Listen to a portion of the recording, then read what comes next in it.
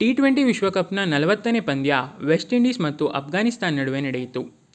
ಮೊದಲು ಬ್ಯಾಟಿಂಗ್ ಮಾಡಿದ West Indies 20 ಓವರ್ಗಳಲ್ಲಿ 5 ವಿಕೆಟ್ ನಷ್ಟಕ್ಕೆ 218 ರನ್ ಬಾರಿಸಿತು. ವೆಸ್ಟ್ ಇಂಡೀಸ್ ಪರ Pooran 98, Charles 43, Powell 26, Hope 25 run ಬಾರಿಸಿದರು. ಅಫ್ಘಾನಿಸ್ತಾನ ಪರ ಗುಲ್ಬದೀನ್ 2, ನವೀನ್ ಅಜ್ಮತುಲ್ಲಾ ತಲಾ 1 ವಿಕೆಟ್ ಪಡೆದರು. ನಂತರ ಚೇಸಿಂಗ್ ಸ್ಟಾರ್ಟ್ ಮಾಡಿದ ಅಫ್ಘಾನಿಸ್ತಾನ 16.2 ಓವರ್ಗಳಲ್ಲಿ ತನ್ನೆಲ್ಲ ವಿಕೆಟ್ ಕಳೆದುಕೊಂಡು 114 ರನ್ ಗಳಿಸುವ ಮೂಲಕ ಸೋತಿದೆ. ಅಫ್ಘಾನಿಸ್ತಾನ ಪರ ಜಡ್ರನ್ 38, ಅಜ್ಮತುಲ್ಲಾ 23 ರನ್ ಬಾರಿಸಿದರು. ವೆಸ್ಟ್ ಇಂಡೀಸ್ ಪರ ಒಬೇದ್ ಮೆಕಾಯ್ 3, ಮೋಟಿ ಹುಸೇನ್ ತಲಾ 2, ರಸೆಲ್ ಜೋಸೆಫ್ ತಲಾ 1 ವಿಕೆಟ್ ಪಡೆದರು. ಬ್ಯಾಟಿಂಗ್ನಲ್ಲಿ ಮಿಂಚಿದ Pooran player of the match ಪ್ರಶಸ್ತಿಯನ್ನು ಪಡೆದರು. ಇಲ್ಲಿಗೆ ಈ ವಿಡಿಯೋ ಮುಗಿಸ್ತಾ ಇದ್ದೀನಿ. ಮುಂದಿನ ವಿಡಿಯೋದಲ್ಲಿ ಮತ್ತೆ ಸಿಗೋಣ.